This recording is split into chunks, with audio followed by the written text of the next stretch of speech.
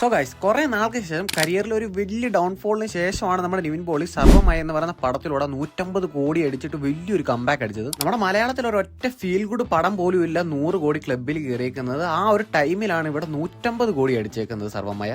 ഇത്രയും വലിയൊരു കിടിലം കമ്പാക്ക് അടിച്ച് നിൽക്കുമ്പോഴത്തേന് ഈ പടം OTT പോലും വരുന്നതിന് മുമ്പാണ് ആളുടെ ബേബി ഗേൾ എന്ന് പറയുന്ന അടുത്ത പടം റിലീസായത്. സർവ്വമയ അത്രയും വലിയ കളക്ഷൻ ആക്കിയിട്ട് ഇപ്പോഴും തിയേറ്ററിൽ ഓടിക്കൊണ്ടിരിക്കുകയാണ്. അതേസമയം ബേബി ഗേൾ ഇപ്പോഴും തിയേറ്ററിൽ ഓടുന്നുണ്ട്. പക്ഷെ ബേബി ഗേൾ ബഡ്ജറ്റ് തിരിച്ചു പിടിക്കും എന്നുള്ള കാര്യം ഡൗട്ടാണ്. സോ എന്തായാലും നമുക്ക് സർവ്വമയ എങ്ങനെയായിരിക്കും ഇത്രയും വലിയൊരു സക്സസ് ആയതെന്നും അതുപോലെ തന്നെ എന്തുകൊണ്ടായിരിക്കും ബേബികൾ ബഡ്ജറ്റ് പോലും തിരിച്ചു പിടിക്കാത്ത പോലെ ഒരു ഫ്ലോപ്പ് ആവാൻ പോകുന്നതെന്നും നമുക്ക് നോക്കാം. അതുപോലെ തന്നെ നിവിൻ പോളിയുടെ സ്റ്റാർഡത്തെ കുറിച്ച് നമുക്ക് കുറച്ച് കാര്യങ്ങൾ നോക്കാം. അപ്പൊ എല്ലാവർക്കും വെൽക്കം. സോ ഗൈസ്, എല്ലാവർക്കും അറിയാവുന്ന പോലെ നമ്മുടെ നിവിൻ പോളി ആളുടെ കരിയറിൽ ഒരു വളരെ മോശം ഭാഗത്തിലൂടെയായിരുന്നു കടന്നു പോയിക്കൊണ്ടിരുന്നത്. അതായത് ബാക്ക് ടു ബാക്ക് ഫ്ലോപ്പ് ആയിരുന്നു കുറെ നാളായിട്ട്. ഓൾമോസ്റ്റ് 5 വർഷമായിട്ട് ബാക്ക് ടു ബാക്ക് ഫ്ലോപ്പ് അല്ലാതെ വേറെ ഒന്നും ആള് കണ്ടിട്ടില്ല. ഒരു സോളോ ഹിറ്റ് ഇല്ല ആൾക്ക്. സർവ്വമയക്ക് മുമ്പ് ആളുടെ ലാസ്റ്റ് സോളോ ഹിറ്റ് എന്ന് പറയുന്നത് ലവ് ആക്ഷൻ ഡ്രാമയായിരുന്നു. അത് ഇറങ്ങിയതായിരുന്നെങ്കിൽ 2019.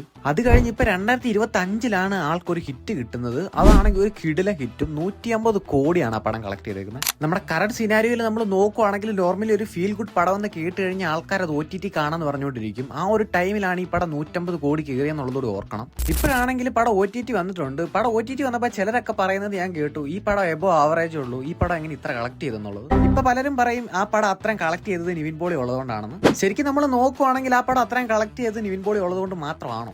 അഫ്കോഴ്സ് നിവിൻ പോളി എന്ന് പറയുന്ന ഒരു ഫാക്ടറി പടത്തിലുണ്ട്. അതായത് കുറെ നാളായിട്ട് മലയാളികൾ കാണണമെന്ന് ആഗ്രഹിച്ച ഒരു നിവിൻ പോളി ഉണ്ട്. ആ ഒരു നിവിൻ പോളി ഈ ഒരു പടത്തിലൂടെ തിരിച്ചു കിട്ടിയെന്ന് വേണം പറയാൻ. അത് പടത്തിന് നല്ല രീതിക്ക് തന്നെ ഗുണം ചെയ്തിട്ടുണ്ട് സത്യത്തിൽ. ബട്ട് ഒരിക്കലും ആ ഒരു സംഭവം കൊണ്ട് മാത്രമല്ല ഈ പടം ഇത്രയും വലിയ കളക്ഷൻ നേടിയത്. വേറെ കുറച്ച് കാര്യങ്ങളുണ്ട്. അതായത് ക്ലാഷ് റിലീസ്, ഹോളിഡേയ്സ്, അങ്ങനെ കുറച്ച് കാര്യങ്ങൾ. അതുപോലെ തന്നെ പടത്തിന് കിട്ടിയ ലോങ് റൺ. ആദ്യം തന്നെ നമ്മൾ ക്ലാഷ് റിലീസിനെ കുറിച്ച് നോക്കുവാണെങ്കിൽ നമ്മുടെ ക്രിസ്മസ് അനുബന്ധിച്ചിറങ്ങിയ പടങ്ങൾ മെയിൻലി എന്ന് വെച്ചാൽ ബബ്ബബ്ബ, വൃഷഭ, സർവ്വമയ, ഹാല്, മിണ്ടിയും പറഞ്ഞു. ഇതിൽ ബബ്ബബ്ബ ഒഴിച്ച് ബാക്കി എല്ലാ പടവും ഡിസംബർ 25 തന്നെയാണ് ഇറങ്ങിയത്. എല്ലാവർക്കും അറിയുന്ന പോലെ ബബ്ബബ്ബയ്ക്ക് എങ്ങനെയുള്ള റിവ്യൂസ് ആണ് വന്നെന്നുള്ള എല്ലാവർക്കും അറിയാം. ആദ്യമേ മിക്സ്ഡ് റിവ്യൂസ് ആയിരുന്നു, പിന്നീട് ഇത് നെഗറ്റീവായി മാറി. സർവ്വമയൊക്കെ ഇറങ്ങിയ ടൈം ആയപ്പോഴത്തേനും ബബ്ബബ്ബയുടെ റൺ ഓൾമോസ്റ്റ് എൻഡ് ആയെന്ന് വേണം പറയാൻ. ഇത് ബാക്കി 3 പടങ്ങളുടെ കാര്യം നമ്മൾ നോക്കുവാണെങ്കിൽ വൃഷഭ നമുക്ക് എല്ലാവർക്കും അറിയാം പാൻ ഇന്ത്യൻ പടമായിരുന്നു, വലിയൊരു ബോംബായിരുന്നു. പിന്നെയുള്ള ഹാലും അതുപോലെ മിണ്ടിയും പറഞ്ഞും 2 പടം ഇറങ്ങിയെന്ന് മാത്രമേ ഉള്ളൂ. ഒത്തിരി ആൾക്കാരൊന്നും അറിഞ്ഞിട്ട് പോലും ഇല്ല പടം ഇറങ്ങിയ കാര്യം. ഇതിൽ മിണ്ടിയും പറഞ്ഞു എന്ന് പറഞ്ഞ പടത്തെക്കുറിച്ച് ഒന്നും കേട്ടിട്ടില്ല. ഹാലെന്ന് പറയുന്ന പടത്തെക്കുറിച്ച് പിന്നെ ആരെങ്കിലൊക്കെ സംസാരിക്കുന്ന കേട്ടു.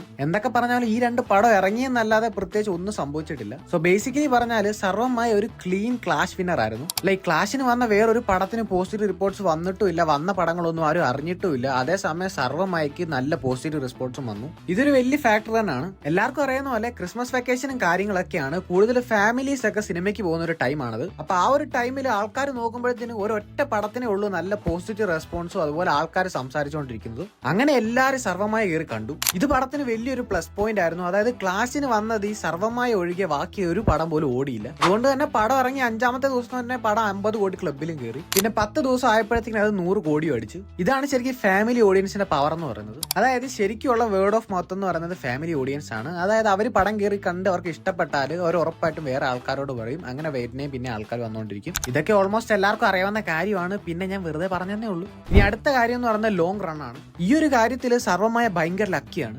അതായത് സർവ്വമായ ഡിസംബർ 25 ഇറങ്ങി കഴിഞ്ഞ് പിന്നീട് ഒരു മേജർ റിലീസ് മലയാളത്തിൽ വരുന്നത് ജനുവരി 22 അതായത് നമ്മുടെ ചത്ത പച്ച. സോ കറക്റ്റ് ആയിട്ട് പറയുകയാണെങ്കിൽ 28 ദിവസത്തെ ക്ലീൻ റണ്ണ് കിട്ടിയെന്ന് വേണം പറയാൻ. ഇത്രയും വലിയൊരു റൺ കിട്ടിയതുകൊണ്ട് മാത്രമാണ് പടം സത്യത്തിൽ 150 കോടി അടിച്ചത്. അല്ലെങ്കിൽ ഒരു പക്ഷേ പടം ഒരു 130 കോടിയിലൊക്കെ നിന്നുപോയേനെ. സോ ഇതൊക്കെയാണ് സർവ്വമായ ഇത്ര വലിയൊരു സക്സസ് ആവാൻ മെയിൻ ആയിട്ടുള്ള റീസൺസ്. ഇനി നമുക്ക് നിവിന്റെ സ്റ്റാർഡത്തെ കുറിച്ച് സംസാരിക്കാം. ഗൈസ്, ഹോണസ്റ്റ്ലി പറയുവാണെങ്കിൽ നിവിൻ ആളുടെ ഒരു പഴയ സ്റ്റാർഡം ഉണ്ടോ എന്ന് ചോദിച്ചു കഴിഞ്ഞാൽ സംശയമാണ്. ലൈക്ക് ആൾക്ക് ഫാൻസ് ഇല്ലെന്നൊന്നും അല്ല പറയുന്നത്. പക്ഷെ ഒരു സമയം ഉണ്ടായിരുന്നു മോഹൻലാൽ ആയിട്ട് നിവിൻ പോളി സ്റ്റാർഡത്തിന്റെയും ബോക്സ് ഓഫീസിന്റെയും കാര്യത്തിൽ കോമ്പീറ്റ് ചെയ്തുകൊണ്ടിരുന്ന ഒരു സമയം. ആ ഒരു കൈൻഡ് ഓഫ് സ്റ്റാർഡം ആൾക്ക് ഇന്നുണ്ടോ എന്ന് ചോദിച്ചു കഴിഞ്ഞാൽ സംശയമാണ്. സത്യത്തിൽ പറഞ്ഞാൽ ആള് വെറൈറ്റി ചെയ്യാൻ വേണ്ടി നോക്കി അത് കളഞ്ഞതാണെന്ന് വേണം പറയാൻ. ആള് വെറൈറ്റി ചെയ്യാൻ നോക്കിക്കൊണ്ടിരുന്ന സമയത്ത് കുറച്ചുകൂടി ബെറ്റർ സ്ക്രിപ്റ്റ് ഒക്കെ ചെയ്യുമായിരുന്നെങ്കിൽ ചിലപ്പോൾ ഒരു പക്ഷെ ഇന്ന് ആളൊരു സൂപ്പർ സ്റ്റാർ ആയിട്ട് നിന്നേനെ. ബട്ട് ആളുടെ പഴയ സ്റ്റാർഡം പോയെന്ന് പറയുമ്പോഴും ആളുടെ ഒരു പോസിറ്റീവ് എന്ന് പറയുന്നത് ആൾക്കുള്ളൊരു ഫാമിലി സപ്പോർട്ടാണ്. ആള് പണ്ട് തട്ട പൊട്ടത്തിമറയത്തും വടക്ക സെൽഫിയും പ്രേമം പോലുള്ള പടങ്ങളൊക്കെ ചെയ്ത് വെച്ചോണ്ട് ആളുടെ ഒരു ഫാമിലി സപ്പോർട്ട് ഇന്നും ആൾക്കുണ്ട്. ആ ഒരു ഫാമിലി സപ്പോർട്ടാണ് നമ്മൾ ശരിക്കും സർവ്വമായി ഇറങ്ങിയപ്പോൾ നമ്മൾ കണ്ടതും. ബട്ട് ഈ ഫാമിലി സപ്പോർട്ടിനുള്ളൊരു പ്രശ്നം എന്താണെന്ന് വെച്ചാൽ പടം നല്ലതാണെങ്കിൽ മാത്രമേ ഫാമിലി തിയേറ്ററിലേക്ക് വരത്തുള്ളൂ. അതായത് ജെനുവിൻ ആയിട്ടുള്ള റിപ്പോർട്ട്സ് കാര്യങ്ങളൊക്കെ വരണം. ബട്ട് അതേസമയം നമ്മൾ ഫാൻ സപ്പോർട്ടിന്റെ കാര്യം നോക്കുവാണെങ്കിൽ മാക്സിമം ആൾക്കാർ first day or second day ഒക്കെ തന്നെ പടം കാണാൻ ശ്രമിക്കും. നിങ്ങൾ ശ്രദ്ധിച്ചിട്ടുണ്ടോ എന്ന് എനിക്കറിയത്തില്ല, നിവിൻ പോളി പടങ്ങളുടെയൊക്കെ ഫസ്റ്റ് ഡേ കളക്ഷൻ എന്ന് പറയുന്നത് അത്യാവശ്യം കുറവായിരിക്കും. അത് ഈ പറഞ്ഞൊരു കാര്യം കൊണ്ടാണ്. അതായത് നിവിന് ഫാമിലി സപ്പോർട്ടാണ് ഫാൻ സപ്പോർട്ടിനേക്കാളും കൂടുതൽ. ഇപ്പൊ നിങ്ങൾ വിചാരിക്കും ഇതൊക്കെ എന്തിനാ ഇപ്പൊ ഇവിടെ പറയുന്നതെന്നും. അത് വേറൊന്നുമല്ല, നമ്മളിനി ബേബി ഗേളിന്റെ കാര്യം നോക്കുമ്പോൾ നിങ്ങൾക്ക് മനസ്സിലാവും.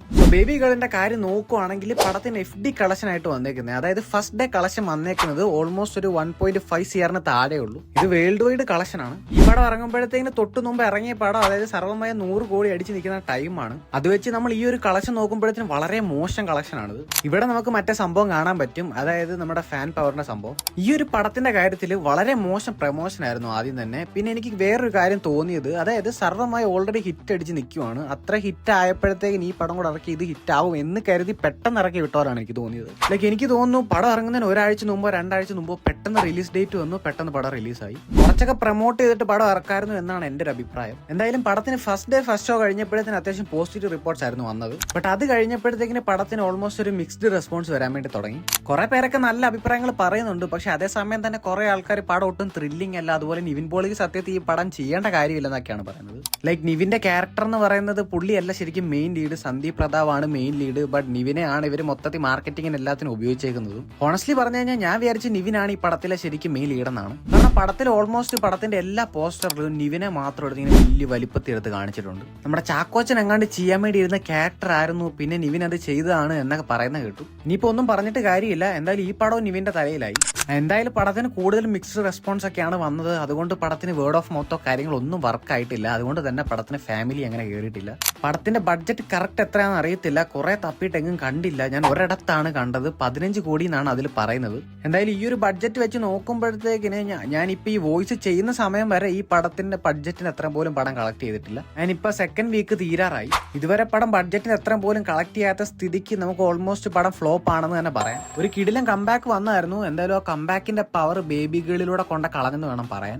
ഇനി അടുത്തത് നിവിന്റെ വരാനിരിക്കുന്ന പടം ബത്ലഹേം കുടുംബ യൂണിറ്റ് ആണ്. പലർക്കും അറിയായിരിക്കും ഗിരീഷ് ഷേഡിയാണ് പടത്തിന്റെ ഡയറക്ടർ. അത്യാവശ്യം പ്രോമിസിംഗ് ആയിട്ടുള്ള ഡയറക്ടറാണ്. എല്ലാവരും കാണാൻ ആഗ്രഹിക്കുന്ന നിവിൻ പോളി തന്നെ ആയിരിക്കും ഈ പടത്തിൽ വന്ന് എനിക്ക് തോന്നുന്നു.